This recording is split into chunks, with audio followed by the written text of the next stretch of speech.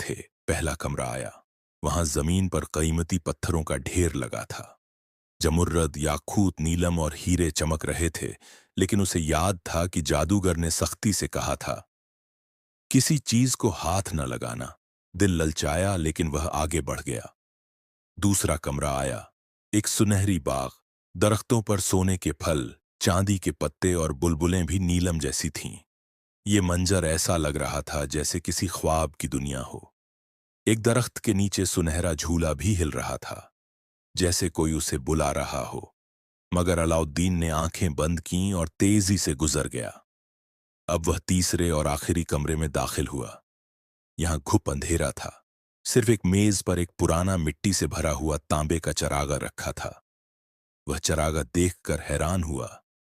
बस यही चराग, लेकिन वह चराग कुछ अलग सा लग रहा था, जैसे वह साकित होने के बावजूद जिंदा हो। राजू ने चरागा उठाया और वापस जीने की तरफ चल दिया।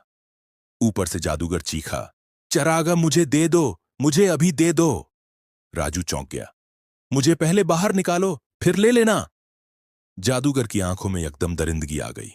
उसने जोर से जमीन पर एक मुट्ठी मारी और जीना बंद हो गया। राजू जमीन के अंदर अंधेरे में कैद हो गया। चरागा उसके हाथ में था। खौफ और बेबसी से उसने चराग को साफ करना चाहा। बस यही लम्हा था जब जमीन हिलने लगी और धुएं का तूफान फैल गया, और उस धुएं से एक जिन्न नमूदार हुआ। राजू की आंखें हैरत से फटी की फटी रह गईं। उसके सामने एक धुएं से घिरा